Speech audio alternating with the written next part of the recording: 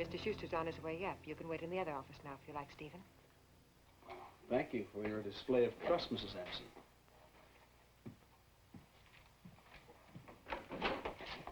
It was a long lunch hour. I better not get used to Mrs. Chernick's cuisine.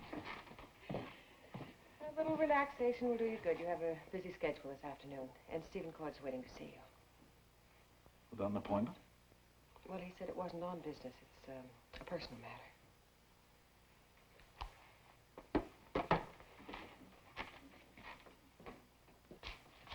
Hello again.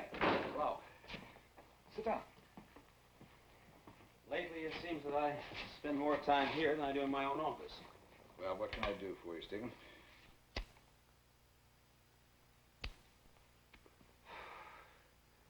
What can I do for you, Mr. Schuster?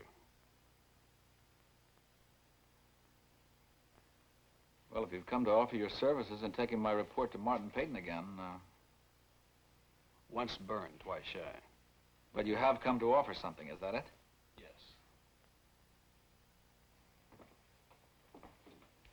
Well, my instinct is to ask you what. I'm going to ask you why. I read your report again.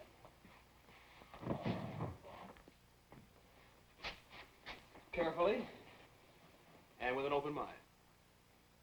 I agree with it. Why did you say that this morning? My position with Mr. Dowell is rather awkward, as I'm sure you realize. Because I come directly from and through Martin Peyton. Does Mr. Dowell know you're here? Oh, yes, he does, sir. As a matter of fact, I asked his permission to express my thoughts to you. He felt it would be a good idea. Well, Mr. Dowell is an exceptional man. Yes. Yes, he is. And I respect his opinion. Well, I do too, Mr. Schuster. But in this particular case, his arguments are weak. They're based on personal feelings, not facts. And you can't let that influence you. Can you? The mill is losing money. There are many ways to solve the problem. Some you haven't even considered. You know, I once characterized you as an ambitious man. But that wasn't meant as a slur or an attack, but simply a reflection of what I saw. I'd be a liar and a fool if I denied that, Mr. Schuster. No sin. I admire your candor. What do you hope to get out of backing me? The satisfaction of knowing that I'm working in every way possible for Martin Peyton's interests. Nothing more? Good scrap, maybe. In a town like Peyton Place, they can be few and far between. Well, I guess you're used to a faster pace. Important clients, intrigue. I'd say the same thing about you, Mr. Schuster. So perhaps we have more in common than most people would realize at first glance. Well, perhaps we do.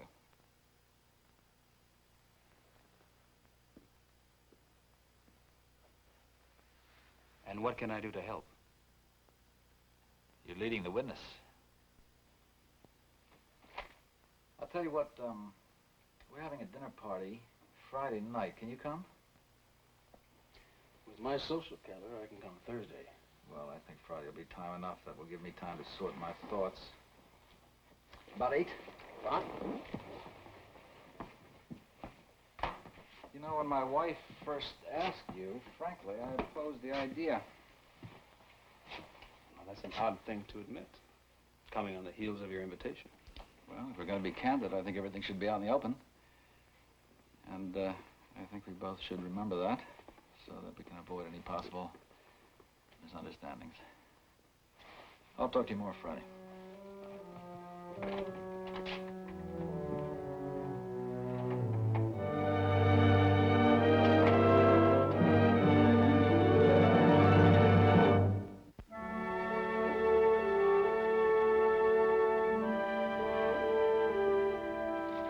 Why did you tell Rita to come see me?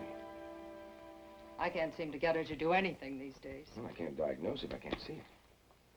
Doctor, would you call her? Tell her to come in. She won't like to refuse you. What are you trying to tell me? Well, something happened the night we had that first summer storm. Elliot Carson brought her home. I could tell from her face that she was upset, but Norman was there, so she wouldn't talk. Then I got Elliot to tell me. He'd caught Joe Chernak trying to make her go along with him in his car. Was she hurt? No, just scared, but she's afraid of Joe. Well, I thought that was all over. I thought she was going with Norman Harrington. Norm asked her to the graduation dance. She was acting strange even before she left. You know, all excited one minute, down the next. She goes to the dressmaker, happy as a clam, and comes back with her face longer than her hem. She wouldn't even talk to me. Locked herself in her room. And ever since, she's been acting strange. I'm not much of a mother, but believe me, I can tell when something's wrong. Excuse me. Hello? Yes, this is Dr. Olson. Yes. Yes, I see. Rita, Norman stopped by the shop yesterday to ask Mr. Carson what really happened the night that he took you home.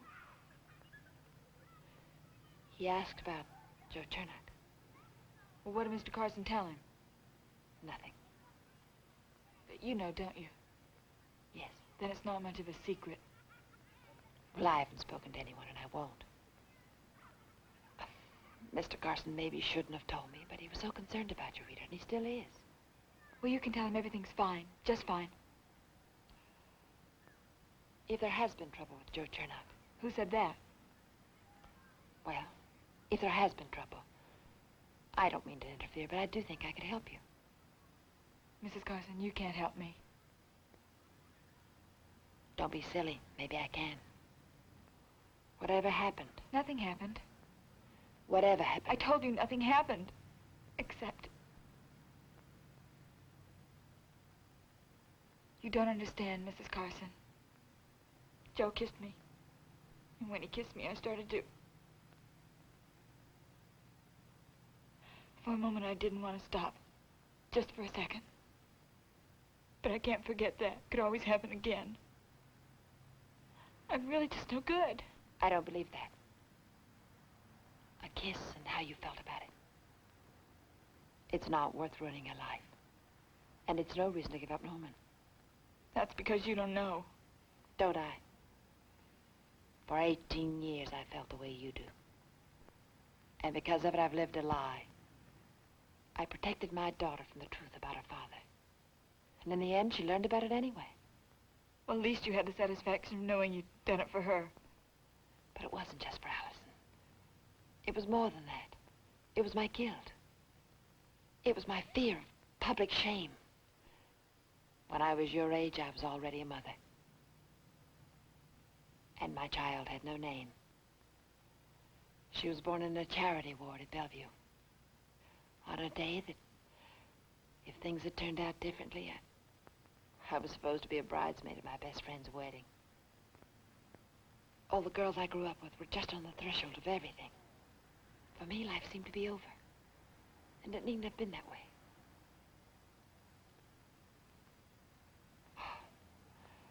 Oh, Rita, my youth, my loneliness. It was all such a waste. I know that now. You can't change the past by pretending it didn't happen. And you can't let it ruin the future because it did. Every day is a chance for a new beginning. If you have the courage to make it one. Well, I used to believe that. Why don't you think that now? Well, when he touched me, when he grabbed me and kissed me. Joe knew the score. You can scrub yourself clean, and you can buy a book and change your hair and your makeup and the way you talk. But you can't change the way people remember you. That is over and done with.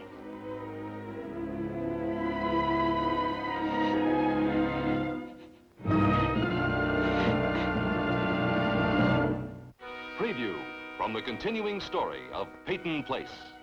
It's a toy that will allow you $110,000 a year to cure the sick. Well, which is more important, to cure the sick or to see to it your brother doesn't have his toy? Well, that's a philosophy of fear.